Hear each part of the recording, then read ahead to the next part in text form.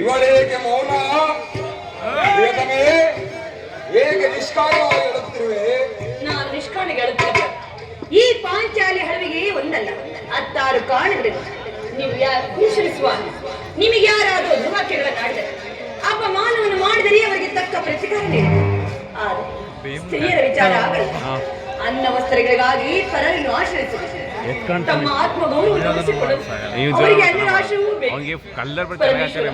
ಇಂತಹ ಪರಾಧೀನ ಸ್ತ್ರೀ ಜಾತಿಯನ್ನು ಏಕೆ ಸೃಷ್ಟಿಸಿದಂತೆ ಏಕೆ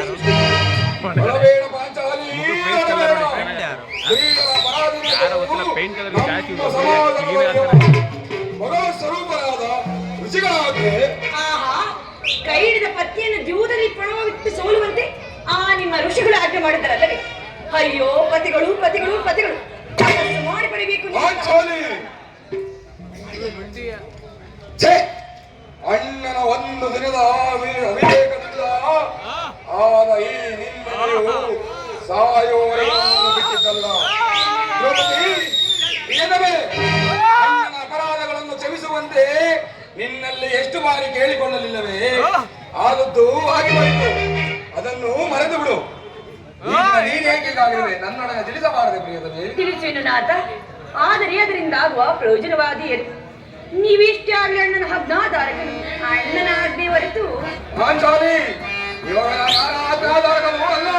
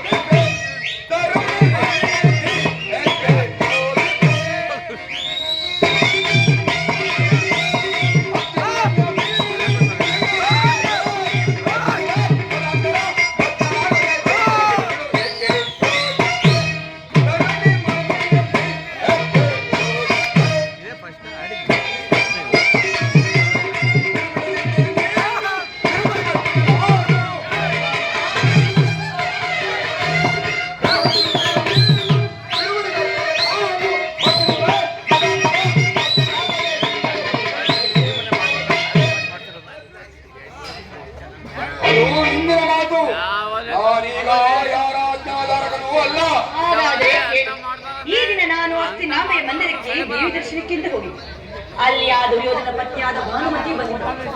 ಅವಳು ನನ್ನನ್ನು ನೋಡಿ ನಕ್ಕು, ನಿಮ್ಮ ಪತಿಗಳು 5 ಗ್ರಾಮಗಳನ್ನು ಬೇಡುವುದಾಗಿ ದೂತನನ್ನು ಆ ಸ್ಥಾನಕ್ಕೆ ಕಳಿಸಿದ್ದಾರೆ. ಇನ್ನೇನು ಸಂಧಿ ಆಗುವುದು. ಹಾಗಲಾದ ಈ ನಿನ್ನ ಬಿಚ್ಚಿದ ಮುಡಿಯನ್ನು ಮುಡಿಗಟ್ಟಿವೆಷ್ಟೇ ಎಂದು ಹೇಳಿ ಅಪಹಾಸ್ಯ ಮಾಡಿ ನನ್ನನ್ನು ನೋಡಿ ನಕ್ಕಳು. ಸ್ವಾಮಿ ಪ್ರಯತ್ನ ಹಾಗಾದರೆ ನನ್ನ ಸಂದೇಹವು ನಿಶ್ಚಯವಾಯಿತು. ಯಾರು ಯಾರು ರಾಯವಾಡಕ್ಕಾಗಿ ಹೋಗಿದ್ದವರು? ಮತ್ತಿನ್ಯಾರು? ನಮ್ಮ ಅಣ್ಣನಾದ ಶ್ರೀಕೃಷ್ಣನ್. ಗೋಪಿಕಾಂಗರ ವಿಲಾಸ ವಿಪ್ಲವದ ಮತ್ತನಾದ ಯದುಪತಿಯು ಯೋಗವನ್ನು ಮರೆಯುವುದು ಸಹಜವೇ. ಅರ್ಜುನನು ದ್ವಾರಕೆಯಿಂದ ಹಿಂದಿರುಗಿದಾಗಲೇ ಹೀಗಾಗಬಹುದೆಂದು ನಾನು ಊಹಿಸಿದನು. ಅದಾಗಿರಲಿ ದೇವಿ, ಭಾನುಮತಿಗೆ ನೀನೇನೆಂದು ಉತ್ತರವನ್ನು ಕೊಟ್ಟೆ? ಪ್ರಶ್ನೆಗೆ ಸರಿಯಾದ ಉತ್ತರ ಏನೆಂದು?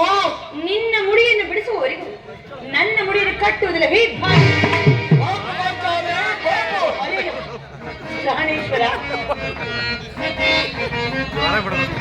ಬಲ್ಲ ದೃಪದ ನಂದಿ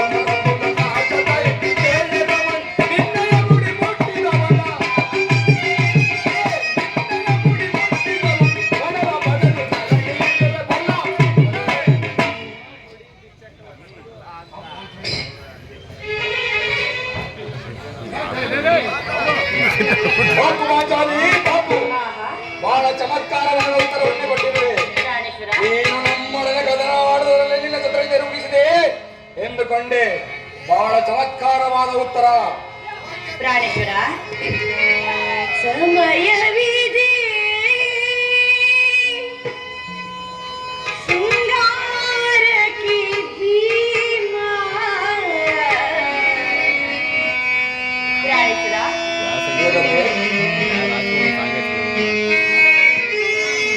ಸಮಯವಿದೆ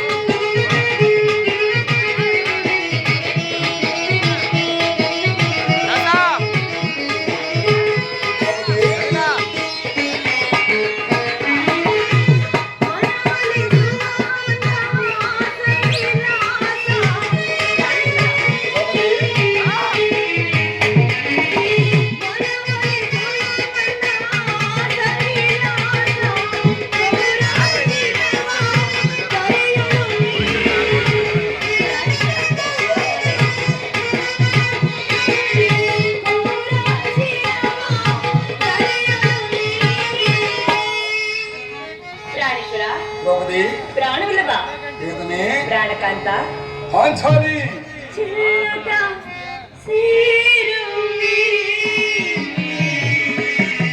ಪ್ರಿಯ, ಕಾಂತಿಯ ಚೆಲ್ಲುತ್ತ ಸೇರುವೆ.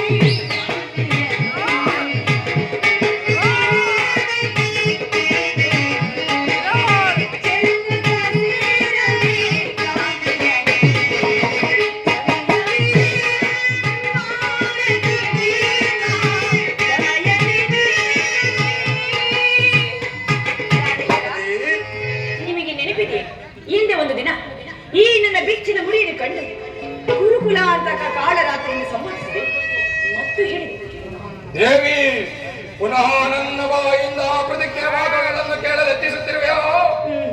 ದ್ರೌಪದಿ, ಮಾಡಿದ ಪ್ರತಿಜ್ಞೆ ಅಂತ ಮರೆಯುವಂತ ಹೇಳಿಯಲ್ಲ ಈ ಭೀಮಸೇನನು.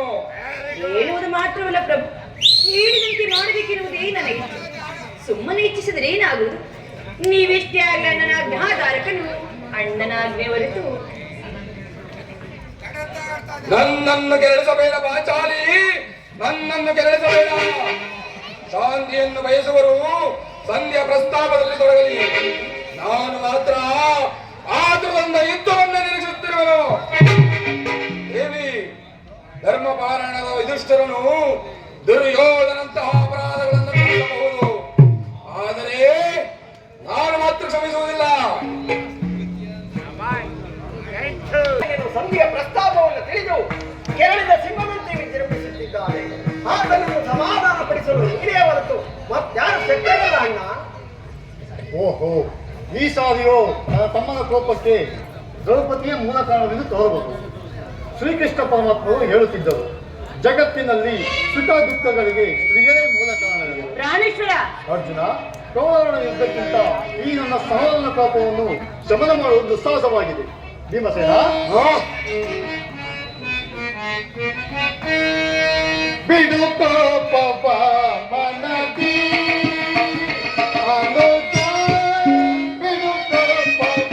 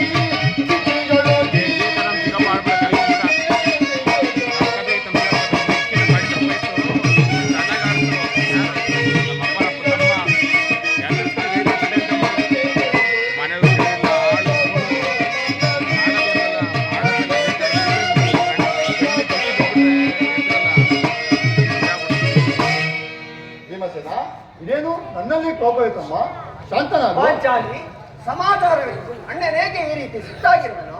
ಏಕೆ ಈ ನನ್ನ ಬೆಳಗುವುದಲ್ಲಿ ನಿಮ್ಮ ಪ್ರಶ್ನೆಗೆ ಉತ್ತರ ಕೊಡಬಲ್ಲದು. ಅಗ್ರಜ, ಸಮಯಕ್ಕೆ ಸರಿಯಾಗಿ ಬಂದೆ. ಅಗ್ರಜನ ಸಮ್ಮುಖದಲ್ಲಿ ನಿನಗೊಂದು ಮಾತನ್ನು ತಿಳಿಸಬೇಕೆಂದು ಅದನ್ನು ಈಗಲೇ ತಿಳಿಸಿಬಿಡುವೆನು. ದರಿದ್ರ ಭಿಕ್ಷುಕರಂತೆ ಕಂಡವರ ಮನೆಯ ಬಾಗಿಲಲ್ಲಿ ಸಂಧಿಯಾಚನೆ ಮಾಡಲು ಪಾಂಡುರಾಜೇಂದ್ರ ನಮ್ಮನ್ನು ಪುತ್ರರನ್ನಾಗಿ ಪಡೆಯಲಿಲ್ಲ. ಅಗ್ರಜ, ಈ ಅಪಮಾನವು ನಿಮಗೊಪ್ಪಬಹುದು, ಅರ್ಜುನನು ಅನುಮೋದಿಸಬಹುದು, ನಕುಲ ಸಹದೇವರು ಸುಮ್ಮನಿರಬಹುದು. ಆದರೆ ನಾನು ಮಾತ್ರ ಒಪ್ಪುವುದಿಲ್ಲ. ಯುದ್ಧಕ್ಕಾಗಿ ನಿನ್ನ ಅನುಮತಿಯನ್ನಾಗಲಿ ಅಗ್ರಜನ ಸಹಾಯವನ್ನಾಗಲಿ ನಾನು ಅಪೇಕ್ಷಿಸುವುದಿಲ್ಲ. ನಾನು ಮತ್ತು ನನ್ನ ಗದೆ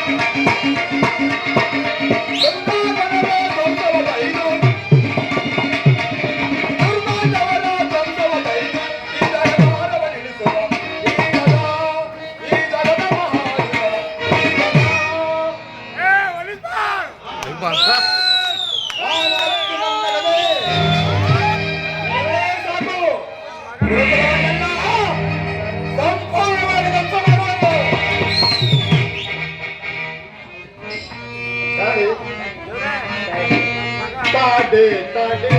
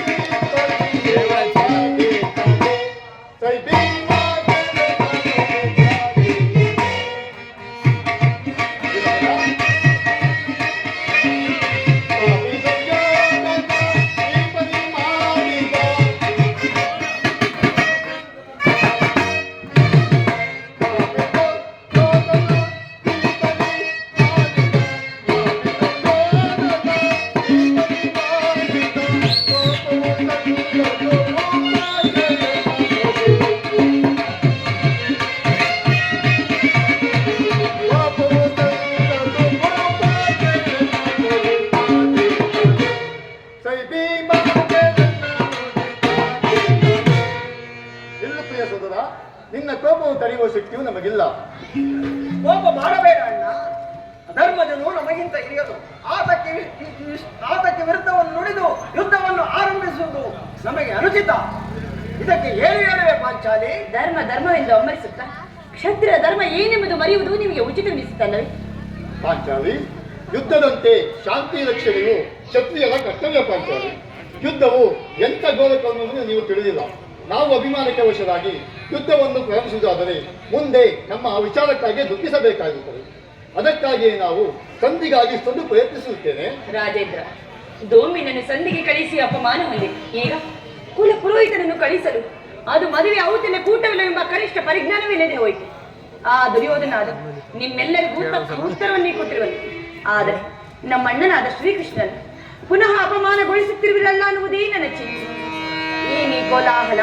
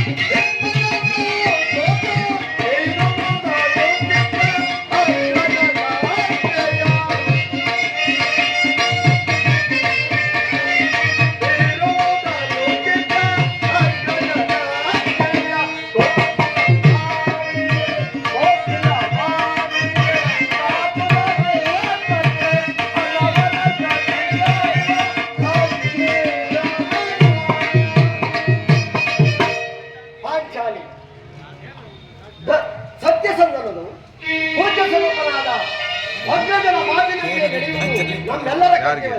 ಈ ರೀತಿ ಪ್ರಾಜ್ಞಾಸೂಡರಾಗಿ ವರ್ತಿಸುವುದು ಸರಿಯಲ್ಲ ಪಾಂಚಾಲಿ. ಏನೇ ಕೋಲಾಹಲ?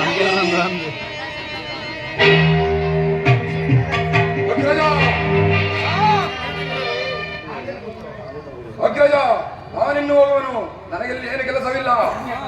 ಸಂಧಿಯ ಫಲಾಫಲಗಳು ಕೇಳುವುದರಿಂದ ನನಗ್ಯಾವ ಪ್ರಯೋಜನವೂ ಇಲ್ಲ. ಅಪೌರುಷದ ವರ್ತನೆಯೂ ಪುರಸ್ಕಾರವೂ ನಿಮಗೆ ಇರಲಿ. ಪ್ರತಿಜ್ಞೆಯಂತೆ ನಡೆಯುವ ಸ್ವಾತಂತ್ರ್ಯವು ಮಾತ್ರ ನನಗೆ ಇರಲಿ.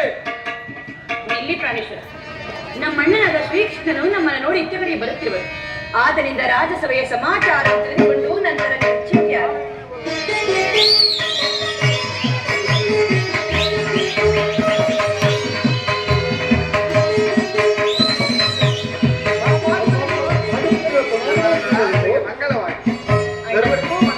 ನನ್ನನ್ನು ಆಶೀರ್ವದಿಸಿ. ಕೃಷ್ಣ, ಇದೋ ನಿನಗೆ ನಮಸ್ಕಾರಗಳು. ಭೀಮಸೇನ, ನಿನಗೆ ಶುಭವಾಗಲಿ. ಸ್ವಾಮಿ, ಹೋದ ಕಾರ್ಯವೇನಾಯಿತು? ಹೋದವರಾರು ಕೃಷ್ಣನಲ್ಲವೇ? ಅಂದರೆ ಎಲ್ಲವೂ ಸಮರ್ಪಕವಾಗಿ ನಡೆಯಿತು. ಸಲ್ಲಿಸಿ ವಿಚಾರ ನಡೆಯಿತಷ್ಟೇ. ಓಹೋ, ನಡೆಯಿತು. ಪಾಂಚಾಲಿ, ನನಗಿಲ್ಲಿ ಕೆಲಸವಿಲ್ಲ. ನಾನು ಹೋಗುವೆನು. ಇಲ್ಲಿ ಪ್ರಾಣೇಶ್ವರ, ಮೊದಲು ನನ್ನ ಅಣ್ಣನ ಮಾತುಗಳಾದ್ರೂ ಮುಗಿಯಲಿ. ಪಾಂಚಾಲಿ, ಅವಳ ಇಚ್ಛೆಯಂತೆ ಅವರು ನಡೆಯಲಿ.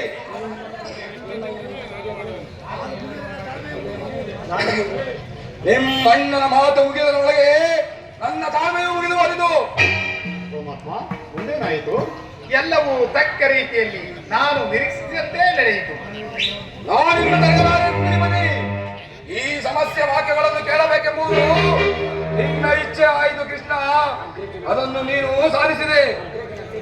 ಅಗ್ರಜನ ಅಪೇಕ್ಷೆಯಂತೆ 5 ಗ್ರಾಮಗಳಿಗಾಗಿ ಸಂಧಿ ಆಯಿತೆ. ನಾನು ಹೋಗಿದ್ದು ಅದಕ್ಕಾಗಿಯೇ ಅಲ್ಲವೇ ಭೀಮಸೇನ? ಕೃಷ್ಣ, ನಿನ್ನ ಅಭಿಮತವು ಈಗ ತಿಳಿಯಿತು. ಅಜ್ಞಾತವಾಸದ ನೆಪದಲ್ಲಿ ಅರ್ಜುನನು ಬಳೆಯನ್ನು ತೊಟ್ಟನು. ಈ ಸಂಧಿಯ ನೆಪದಲ್ಲಿ ನಮ್ಮೆಲ್ಲರೂ ಬಳೆಯನ್ನು ತೊಡಿಸಲು ಯತ್ನಿಸುತ್ತಿರುವೆವು. ಯಾದವಾಗ್ರಣಿ ಪಾಂಡುಪುತ್ರರ ಮೇಲೆ ನಿನಗೆ ಏಕೆ ಇಷ್ಟೊಂದು ಆಕ್ರೋಶ? ಭೀಮಸೇನ, ಸ್ವಲ್ಪ ಸಮಾಧಾನವನ್ನು ತಂದುಕೊಂಡು ಎಲ್ಲವನ್ನು ಕೇಳು. ಇದು ನಿನಗೆ ಹೆಚ್ಚಿಗೆ ಸಂಬಂಧಪಟ್ಟ ವಿಷಯವಾಗಿರುವುದು. ಸ್ವಾಭಿಮಾನ್ಯ ಶೂನ್ಯವಾದ ಈ ಸಂಧಾನವೇ ಈ ಸಣ್ಣ ಇರುವುದು ಭೀಮ, ಅತ್ಯಂತ ನಿಕಟವಾದ ಸಂಬಂಧವಿರುವುದು. ಸಭೆಯಲ್ಲೇ ನಡೆಯಿತು, ಮುಂದೇನಾಯಿತು? ಸಭೆಯಲ್ಲಿ ನಿಮ್ಮ ವಿಚಾರವನ್ನು ತಿಳಿಸಿದೆನು. ಅದಕ್ಕೆ ಅವರೆಲ್ಲರೂ ಭೀಷ್ಮ, ದ್ರೋಣ, ಧೃತರಾಷ್ಟ್ರ ಮುಂತಾದವರು.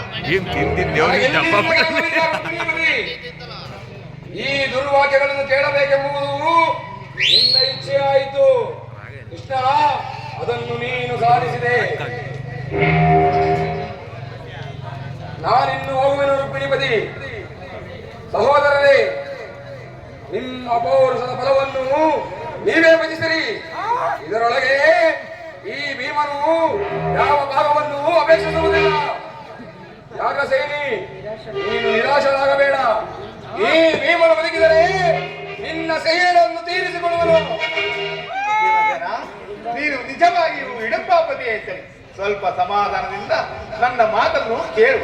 ದುರ್ಯೋಧನನು ನಿನಗೊಂದು ಸಂದೇಶವನ್ನು ಕಳಿಸಿರುವಂತೆ. ಏನೇ ದುರ್ಯೋಧನ ಸಂದೇಶ? ದುರ್ಯೋಧನ ಸಂದೇಶ ಹಾಗಾದರೆ ಅದರ ಉದ್ದೇಶ ಸಂದೇಶವಲ್ಲವಲ್ಲ ಕೃಷ್ಣ. ಏನು ಆ ಸಂದೇಶ? ಅದನ್ನು ಕೇಳುವ ಮೊದಲು ನೀನು ನನ್ನ ಬಳಿಯಲ್ಲಿ ಕೈಕಟ್ಟಿ ಕುಳಿತುಕೊಳ್ಳಬೇಕು. ಇಲ್ಲ ಕೃಷ್ಣ, ನಿಂದಂಗೆ ಬಿಡು. ಇಲ್ಲ, ಕುಳಿತುಕೊಳ್ಳದ ಹೊರತು ನಾನು ಹೇಳುವುದಿಲ್ಲ. ಅಭೇಸವೇ ಕೃಷ್ಣ. ಇದು ಪರ್ಯಾಸವಲ್ಲ ಭೀಮಸೇನ. ನಿನ್ನನ್ನು ಕಂಡರೆ ನನಗೆ ಅಷ್ಟೊಂದು ಭಯವಾಗುವುದು. ನೀನು ನನ್ನ ಸಮೀಪಕ್ಕೆ ಬಾ. ಆ ಗದೆಯನ್ನು ಸ್ವಲ್ಪ ದೂರವಾಗಿಡು. ಆಗ ನಿನಗೆ ಪ್ರಿಯವಾದ ಸಂದೇಶವನ್ನು ತಿಳಿಸುವೆನು. ಇದೋ ಕೃಷ್ಣ, ನಿನ್ನ ಅಪೇಕ್ಷೆಯಂತೆ ನಾನು ಕುಳಿತುಕೊಳ್ಳುವೆನು. ಈಗಲಾದರೂ ಹೇಳು. ನೀನು ಕೋಪ ಮಾಡುವುದಿಲ್ಲವಷ್ಟೇ. ಓ, ಅದು ಆಗಲಿ. ಹಾಗಾದರೆ ನೀನು ನನ್ನ ಬಂದಿ. ಕ್ಷಣಕಾಲ ಮಾತ್ರ ಕೃಷ್ಣ. ಅಂತೀರಾ? ಈ ಗದೆಯನ್ನು ಕ್ಷಣಕಾಲ ಹಿಡಿದಿರು. ಯಜ್ಞಸೇನಿ, ಅಣ್ಣ ಸಮೀಪಕ್ಕೆ ಬಾ. ನಾನು ಹೇಳಿದಂತೆ ಮಾಡಬೇಕು ಕಂಡೆಯ. ಅಣ್ಣ, ನಿಮ್ಮ ಮಾತನ್ನು ಎಂದಾದರೂ ಮೀರಿರುವೆನೆ? ಹಾಗಾದರೆ ತೆಗೆದುಕೋ ಈ ಹಗ್ಗವನ್ನು. ಇದು ನನಗೊಂದು ಕಡೆ ಪುರಸ್ಕಾರ ರೂಪವಾಗಿ ದೊರೆಯಿತು.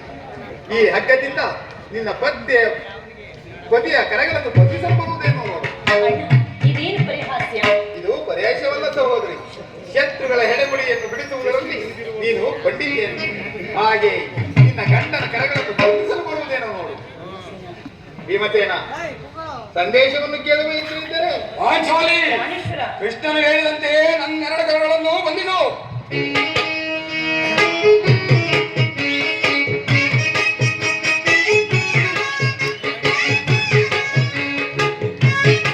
ಈಗ ಕೇಳಿ. ಧರ್ಮರಥನ, ಕಿರೀಟಿ, ಭೀಮಸೇನ, ಯಜ್ಞಸೇನಿ, ಕೀಲ ಧರ್ಮ ಜಾತಿ ಯದ ಪಾಂಡು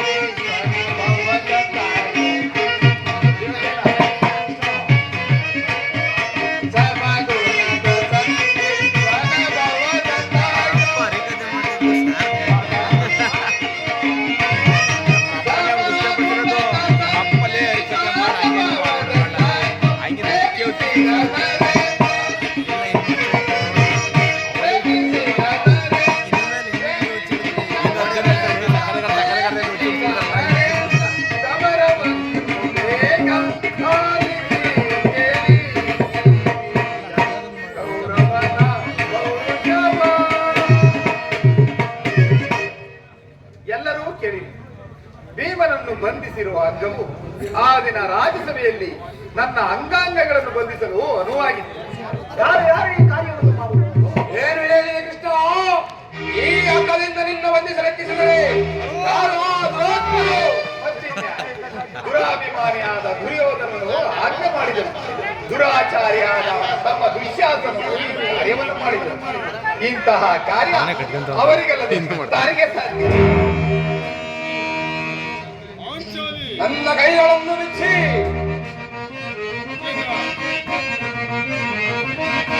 ಪದವನ್ನು ಮಹಿಮೆಯ ತಿಳಿಯದೆಯವರು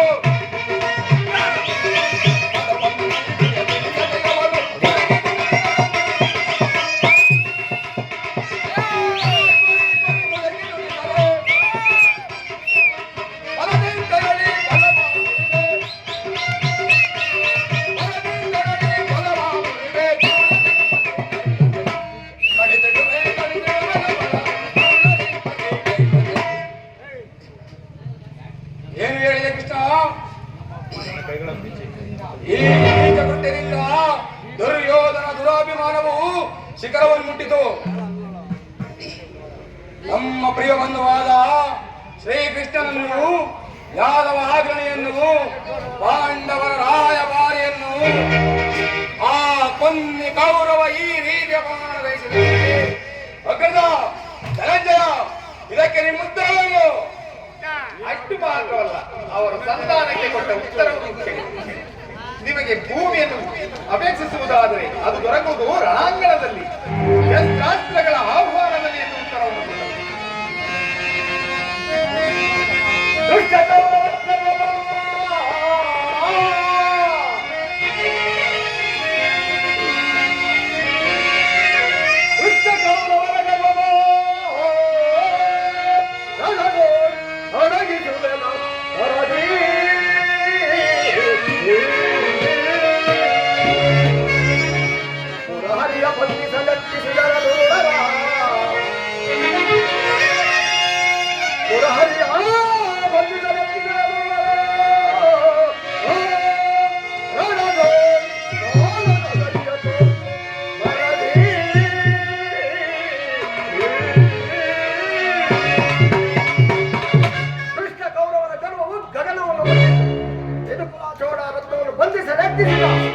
ಆ ದುರಾತ್ಮರಾದ ಕುನ್ನಿ ಕೌರವರನ್ನು ರಣರಂಗದಲ್ಲಿ ಸೆರೆ ಬಡಿದು ಯುದ್ಧವೇ ಸಿದ್ಧ ಭೀಮ ಸೈನ್ಯ.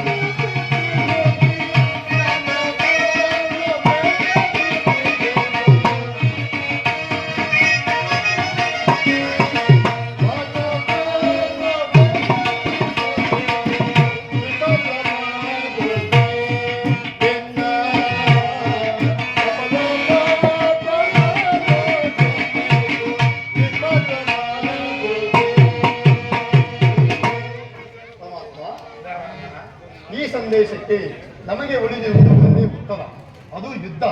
ನಮ್ಮ ಪ್ರಯತ್ನಗಳೆಲ್ಲವನ್ನು ವಿಫಲವನ್ನಾಗಿ ಮಾಡಿ ಮುಂದೆ ಬಂದು ನಿಂತಿರುವ ಒಂದು ಯುದ್ಧ.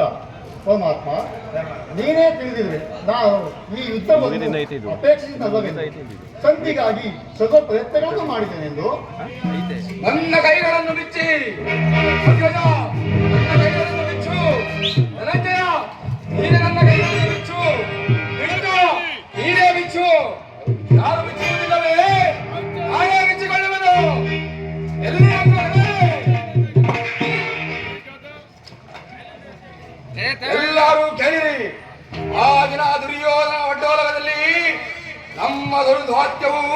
ಕೋಪಗೊಂಡಂತೆ ಅಪಮಾನ ಹೊಂದಿ ಕಣ್ಣೀರಿಡುತ್ತ ಮುಕ್ತ ಕೇಶರಸಿಯಾಗಿ ನಿಂತಿದ್ದ ಪಾಂಚಲ ರಾಜರಂದಿಯ ಸಮ್ಮುಖದಲ್ಲಿ ಈ ಪ್ರತಿಜ್ಞೆಯನ್ನು ನಾನು ಮಾಡಿದೆ. ಈ ದಿನ ಯುದ್ಧ ಸನ್ಮುಕ್ತರಾಗುವ ಮೊದಲೇ ಪುನಃ ಪ್ರತಿಜ್ಞೆಯನ್ನು ಮಾಡುತ್ತಿರುವರು.